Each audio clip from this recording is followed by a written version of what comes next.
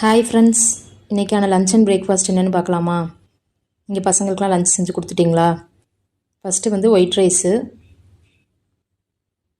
எலும்பும் கறியும் போட்டு மட்டன் குழம்பு வச்சுருக்கேன். சுரக்காய் சேர்த்து வச்சுருக்கேன். உடம்புக்கு ப்ரோட்டீன் எவ்வளோ முக்கியமோ அதே அளவு ஃபைபரும் ரொம்ப முக்கியம். அதனால் ஏதாவது ஒரு வெஜிடபிள்ஸ் நான் எடுத்துக்குவேன். பீட்ரூட் பொரியல் தான் செஞ்சுருந்தேன். பசங்களுக்கெலாம் கொடுத்து விட்டாச்சு. இது எங்களுக்கான லன்ச்சு தான்.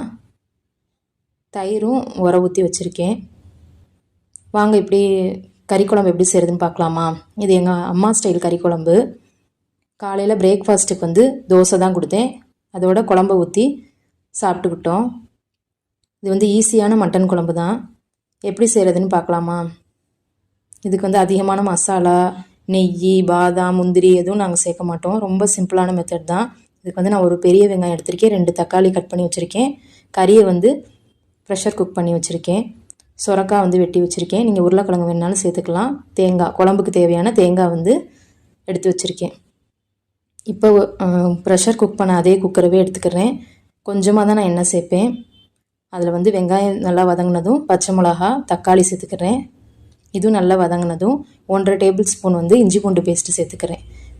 ஆல்ரெடி கொஞ்சம் இஞ்சி பூண்டு பேஸ்ட்டு கறியிலையும் போட்டு நான் வேக வச்சு எடுத்து வச்சுருக்கேன்.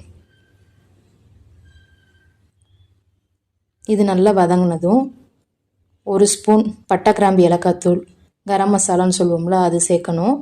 இப்போ கொஞ்சம் புதினாவும் நான் சேர்த்துக்கிறேன். இப்போ வேக வச்ச மட்டனே இதோடு சேர்த்துக்கிறேன். இதுக்கு குழம்பு மிளகாய் தூள் 1 டேபிள் ஸ்பூன் சேர்த்துக்கிறேன். இந்த மட்டன் தண்ணியிலே பார்த்தீங்களா எவ்வளோ கொழுப்பு இருக்குன்னு, அதனால் எண்ணெய் கம்மியாகவே சேருங்க. தேங்காவை அரைச்சதை நான் சேர்த்துக்கிறேன். தேவையான அளவு உப்பு, வெட்டி வச்ச காய்கறி எல்லாத்தையும் சேர்த்து ஒரு தடவை உப்பு காரம்லாம் செக் பண்ணிக்கோங்க. மல்லி இலை சேர்த்து 2 விசில் போட்டு எடுத்துட்டிங்கன்னா கறி குழம்பு ரெடி. அப்படியே 2 விசில் வந்தோடனே அடுப்பிலே வச்சுருங்க. அதுவாக விசில் அடங்கினதும் நீங்கள் ஓப்பன் பண்ணி பாருங்கள்.